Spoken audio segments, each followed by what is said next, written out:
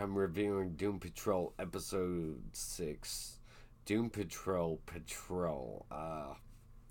Really crazy episode. There are some disturbing things in here, but there are some pretty humorous ones too, and there's also a lot of Easter eggs. There's a lot of nods to. I mean, just having their original, having these three original Doom Patrol members here, it's great. I do like the way they're depicted too. It just and Tempest too, crazy. So, uh, and animal, vegetable, mineral man. That little robbery they showed where the dinosaur turned on him midway through the robbery. That was just absolutely hilarious. The dinosaur bit his head and he's screaming. Oh man, that was probably the highlight of the episode. I mean, the whole episode gets really deep. It's very intimate and personal. Uh, they've done a good job at creating like an intimacy between their show and the audience. From my perspective, it's very character driven. Every character gets fleshed out this episode. It's absolutely amazing. So Mento was really, really the highlight of the original team. Having him there, and he was really the one driving everything behind this. So I want to get the Robot Man cyborg thing out of the way first. You know, they have this whole thing where, man, they're building upon that story where he wants to connect with his daughter, but he hasn't gone that far yet. But he's trying to use their version of Facebook called Ashhole. Um, I think that's what it was called. But he tries to get Cyborg to help him. That Cyborg doesn't want to help him, and they're still kind of butting heads like they've been doing. But they really make some great strides forward for this one. I think they finally got to that bonding point where they're not just going to be butting heads or poking fun at each other. So Cyborg really desperately wants, because he's got to get himself put back together by his dad. He's got to get rebooted, but he's insecure with the things he's come to suspect about his father, the stuff that Mr. Nobody took the liberty of pointing out to him. And Silas Stone, he comes to visit to repair him. Cyborg doesn't want to be left alone with him because he's insecure about it. Robot Man agrees in exchange for getting access to his daughter's Facebook, and he points out what happened because obviously Victor Cyborg he didn't tell his dad exactly how this happened, why he needs repairs. So Robot Man fills his dad in. His dad is kind of dickish, as we've seen, very protective of his son though. And Robot Man points out that he shouldn't be so hard on his son, and he kind of gets pissed off and just storms off. But when Victor wakes up, his dad's like whole perspective, his mannerism toward him, he's changed his mind. He's gonna give his son the benefit of the doubt. Cyborg tricks him into a hug just to snatch the flash drive that he needs to figure out what his dad's been doing to him. We don't get to see where that goes, but obviously it set up the building blocks for him to figure out what's really going behind the scenes. We do see him start to get in that stuff on his laptop, but unfortunately we don't get to see anything really for ourselves.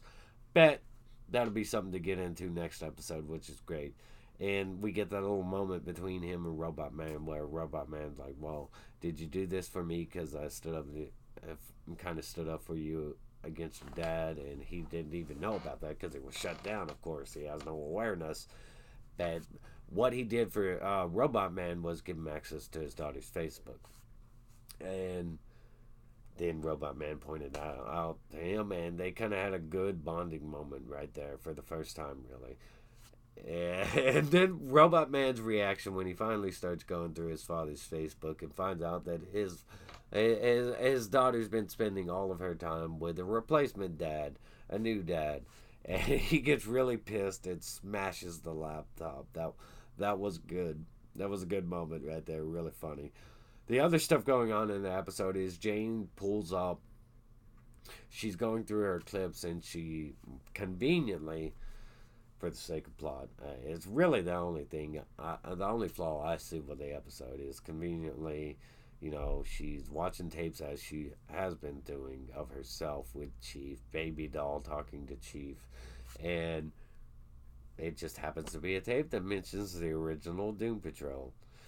So she forces Negative Man and Rita to go along with her to go visit this place, and it's really this shocking academy where things are very intact. That the chief set up this school to help, metahumans, and there's a whole class of them. They have this really great academy, or so it seems. But upon talking to each of them, Tempest and Mento, all these.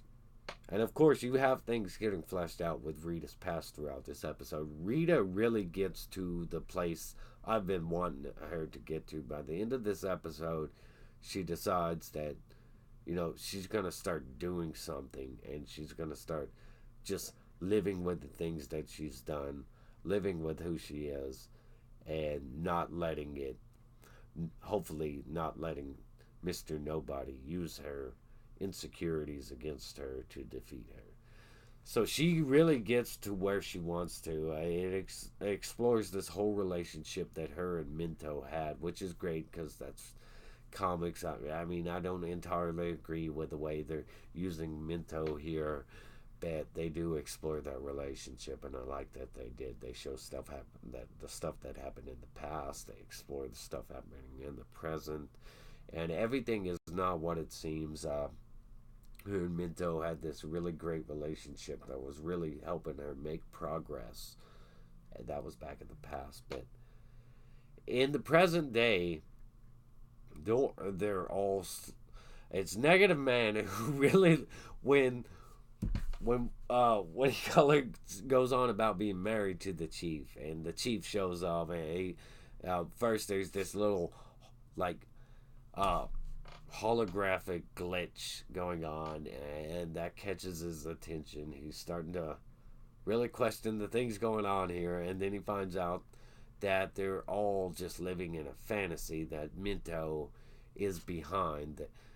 And as they're explaining the story of what happened in the past, it's really disturbing. It goes into detail about how they faced Mr. Nobody and defeated him, or so they think.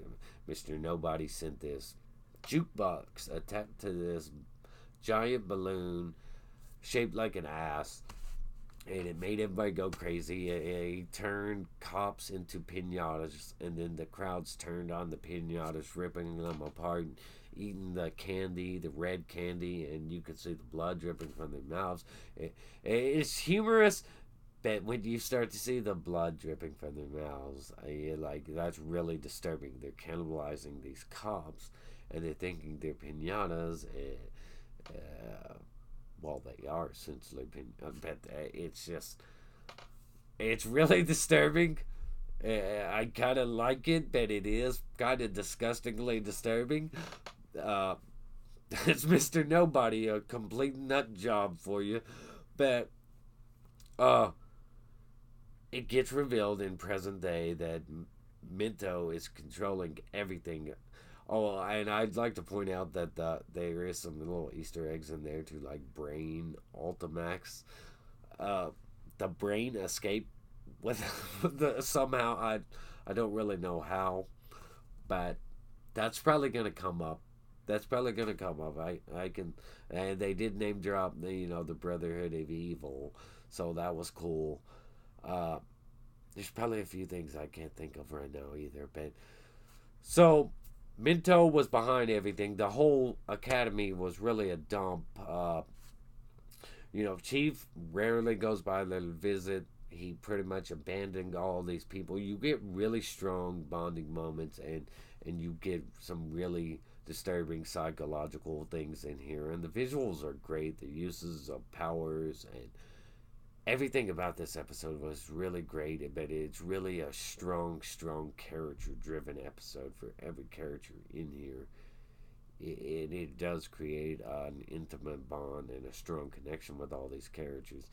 And by the end, because I don't want to go too much into it and drag this out and make it too long.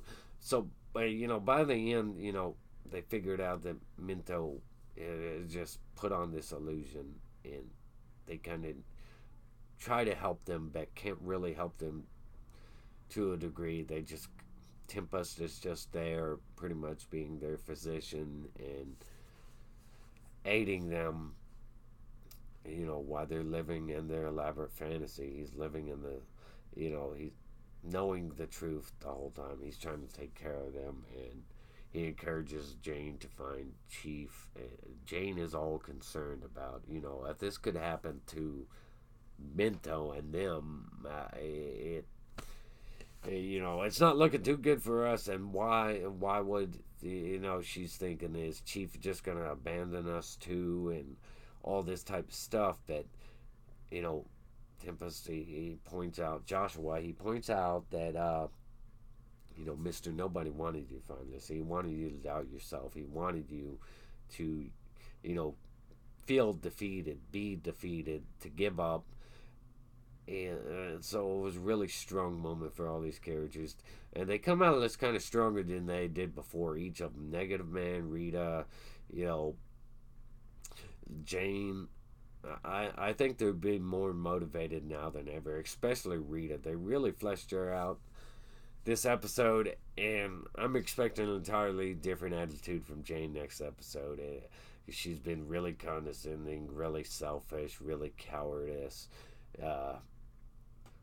I think all that's about to change, and that's awesome. I'm really looking forward to seeing where that goes. I'm also looking forward to see what happens now that Cliff knows that his daughter's got a replacement dad, and now that Cyborg's able to see what his dad's been up to. But really, this doesn't lead them, it really doesn't lead them anywhere to go. Now they know more about, the kind of powerhouse that Mr. Nobody is. But they don't really have anything new to go off as far as finding him and defeating him. Not that I can recall being mentioned. But it was a really great episode visually.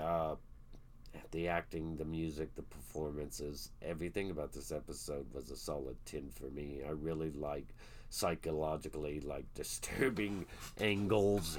It was kind of like it was almost like Silent Hillish in some aspects, and they touched more on the subject about Jane being, sexually assaulted as a child. Hints of that. She gets flooded with puzzle pieces and trapped in this hand's coming at her, calling her. Really, really great episode. If you enjoy some Silent Hill video games, you'd really enjoy this. Solid 10 out of 10. Like, subscribe, stay awesome, and point out anything I may have not mentioned. I probably forgot a lot. I just don't want to drag this out too long. There really is a lot of in the episode to mention and talk about and discuss, but like I said, don't want to drag it on too long. Like, subscribe, stay awesome, rock on.